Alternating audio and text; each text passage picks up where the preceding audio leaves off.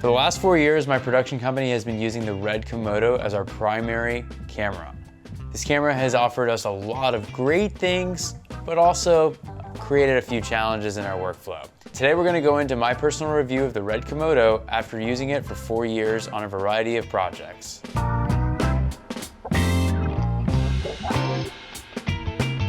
So let's go back to 2020. The business has been flourishing for 3 years, and I had dabbled with pretty much every mainstream camera under $10,000. But after a couple years, it just started to feel like it was time. It was time to upgrade. It was time to start giving our clients a few more things that they were looking for when looking at larger budget projects. And that's the biggest thing with choosing to purchase a camera. You really have to decide based on what your clients who are paying you or what your desired clients who hopefully will pay you want to use and see. And in that case, I was really looking at upgrading to either a C300 Mark III or the RED Komodo. So after a little contemplation and after rigging out and budgeting 2 kits, I really came to the conclusion that the C300 Mark III wasn't the right fit financially, but also ergonomically. So ultimately I did decide to purchase the RED Komodo, and in August of 2020, I finally got one. It arrived at my doorstep and my team unboxed our first RED camera. We really thought, wow, we made it. We have a RED. It really was exciting. I mean, it was pretty hype, especially during the time because they were pretty hard to find, but there were some challenges along the way. Full disclosure, these challenges are also subject to the fact that I bought a camera that was technically a pre-production model. So I'm aware of that. And then some of the other challenges were fully disclosed. Basically, I understood and read what the features of the Komodo were and didn't really realize how much of an impact that was going to make on the type of productions that I personally do. So let's get into it.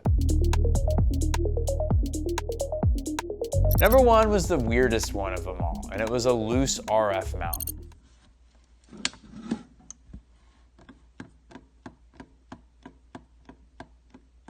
So the Komodo is a native RF mount, and the cameras came with the RF to EF adapter. Well, unfortunately, my camera, for some reason, had an issue where the iris would lose contact, and there was a lot of play with the adapter.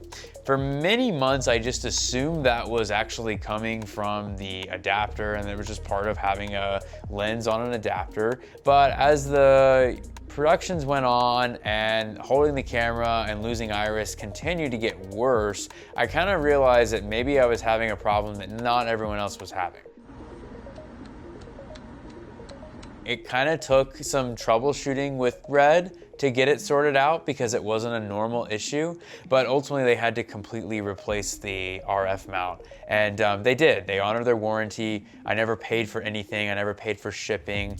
They always took care of me. It just took some time. On my journey of being a beta user, I also experienced some strange things with codecs outside of R3D. Now, a lot of people will be like, why would you buy a Komodo if you're gonna use ProRes? Look, the ProRes codec in the Komodo is actually pretty great. And not all of my clients wanna have RAW files, and I don't always wanna shoot in RAW.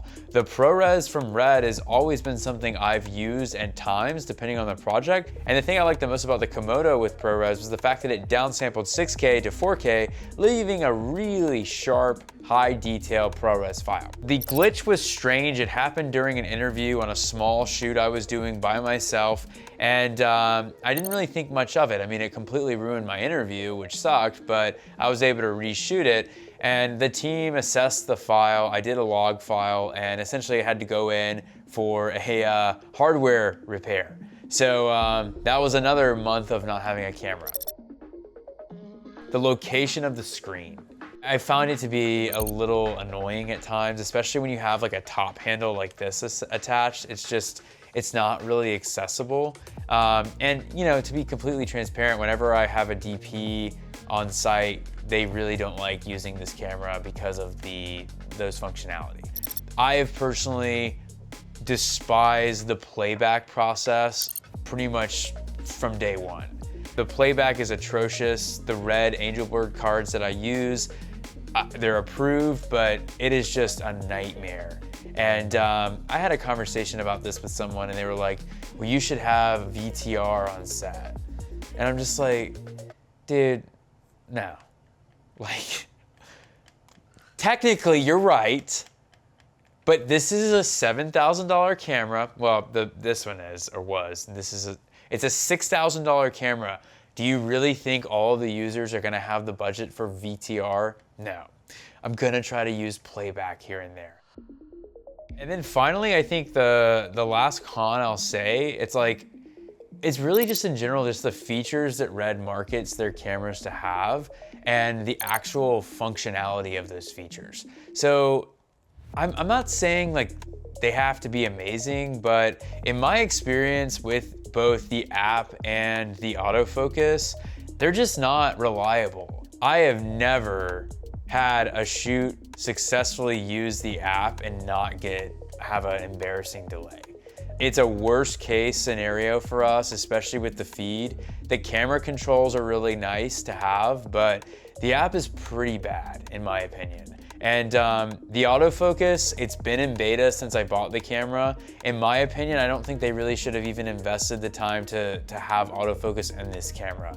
I think there's times where people, you know, they want to give RED credit for doing the autofocus, and I agree, like it's very innovative, but the people that use RED cameras are typically working on paid productions, and the autofocus is just not remotely reliable. I don't think there's been one time where we've used it on a shoot and it's professionally given us any result we could use on a paid project. And obviously when you use native RF mount lenses, it's a little better, but in general, it's just an unusable function. Some of the updates they gave the camera were amazing, like LQ for instance, like that was a huge positive. I just wish they had invested a little more time into giving some of the features that they really marketed as why the camera was so unique. I wish they gave them a little more time and fine-tune those things, because honestly, I don't really think anything's really improved. Okay, that's it. Done being so pessimistic and negative. Like, I'm done. I promise. I really like this camera, or I would have sold it, trust me. I've bought cameras, sold cameras, bought them again, sold them again, bought it again, sold it again, bought it, then waited a little bit longer, then finally sold it again. I will get rid of it if I don't like it. I'm telling you right now, this camera, the image is awesome. When my lead editor sits down with me and shows me the edit that he's done and we're going through the color and resolve, it is jaw-dropping. The dynamic range, the way this camera sensor reads color, it's just beautiful. I've never once been like, that looks terrible. There's times where the camera has challenges in environments that don't have light because, hey, let's face it, low light doesn't mean no light. This camera is a good low light camera, but when you have no light, you know, you're gonna have to probably use a Sony and, you know, hope for the best. So yeah, I mean, that's what the camera is ultimately designed to do, is to provide you good looking images. And I have been pleasantly surprised at how well these images hold up, and it's been 4 years. The next thing I love about the RED Komodo is the global shutter. This really impacted me and the productions that my team works on primarily, and that's sports and action. We film a lot of high energy content in that realm, and the global shutter just really works well for that. I remember the first thing we did with it to really test it was film a documentary about an MMA fighter, and filming the sparring and all the B-roll we got, it just looked awesome. There's just a different appeal to having that fast action film with a global shutter. Now, will I say that the global shutter has like sold me as to something that I'll never live without? No, I'm not gonna go that far, but I will say that when I have a global shutter and then I also adjust my shutter angle a little bit, it does provide an image that my eye has grown quite keen on, especially when filming action. Another great thing about this tiny little cube is the fact that it's really easy to rig. The ergonomics of this camera are so much easier than some of the other cameras, let's say like the FS7 or the Pocket 4K, which that camera still confuses me. I still sometimes just don't even understand how to rig it. I'm just like, okay.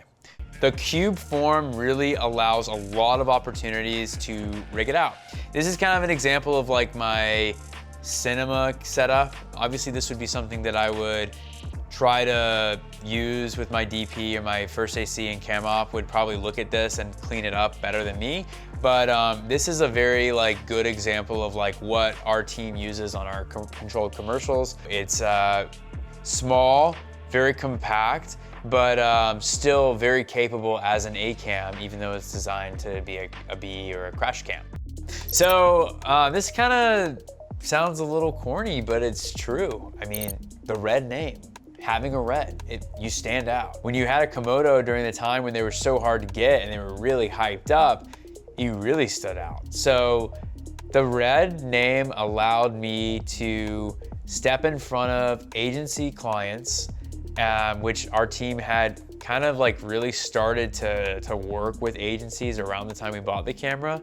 But once we bought the RED and started working with more agencies, there was just a familiarity. So they were like, oh, it's a RED, or oh, they have a RED. And I'd never had a client say, oh, they have a Blackmagic.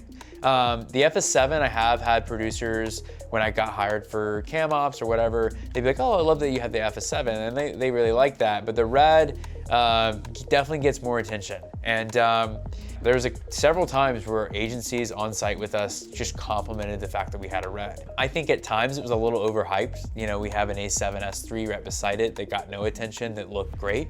But you know, in the long run, I think that it just kind of solidified why they chose us, and they really liked our presentation. I think the ultimate thing with the Komodo and what it did for Drescher Visuals as a production company was it just kind of pushed us into that next level. And we're always striving as creatives to continue to move up to the next level of like what type of budget you're working with and what type of projects you're comfortable bidding on. And I feel like this kind of pushed us to enter into that mid-tier market. We're here to be in this world, and we can hold our own. The final pro I will say right off the bat with RED is the fact that they have great customer service, and it's a really personalized experience working with them when you do have an issue or you do have a question. I gotta say, every time I had an issue with the camera, it was very easy to communicate with someone in the forums and on the Facebook group or through email, and it was just very personal. I just didn't expect it. I never had talked to another company like that before, and they were always just really fair. So like one time I actually got reached out to by someone, and they were like, hey man, look, this sucks. Like, we're sorry this happened. We're gonna extend your camera's warranty for another year. Don't worry about paying for the extended warranty. You know, that just gave me more peace of mind. And yeah, so RED, thanks. I really appreciated the customer service. So, you planning on selling the camera? No, not right now. So, future plans with the Komodo. You might think I hate the Komodo after hearing all this, but I don't. I love the Komodo. I don't think I'm gonna sell it because I think the image still holds up, and the resale value right now is kind of painful because I think I would have to sell this kit successfully locally in Atlanta, which is a decent sized market for this camera. I think I'd be lucky to get $3,500 for it, to be honest. And you know, right now, I don't think it's worth selling it for that. I think that the image that provides my team is going to have a long shelf life. Do I see this being our A camera? It might be getting close to time to upgrade. Based on some features I really would like to have, like I'm leaning on more work that we do, still loving to use internal NDs, and I still would like to have better audio preamps. So, you know, there's other cameras out there right now that appeal to me. But in the long run, I think it's just a great camera that deserves to hang out, and that flexibility puts it in a place that doesn't date it as fast as other cameras that don't have internal RAW. Well, I mean, in that regard, you can opt to X or the Raptor then? No, definitely not. I think I like RED, I appreciate RED, but I will never be a RED owner again. Like, I just don't think that it works for me right now. So yeah, in conclusion, the Komodo is a great camera. It has its pros, it has its cons, like any camera. But if you're looking to buy one and you're considering it, you really need to evaluate the type of work you do, and just realize that it might not be the right tool for your jobs, or it might be the right tool. All I can say is it's 2024 right now, and I don't see this codec or this camera looking dated anytime soon. I'm Dan with Drescher Visuals. Thanks for watching, and as always, make sure you subscribe.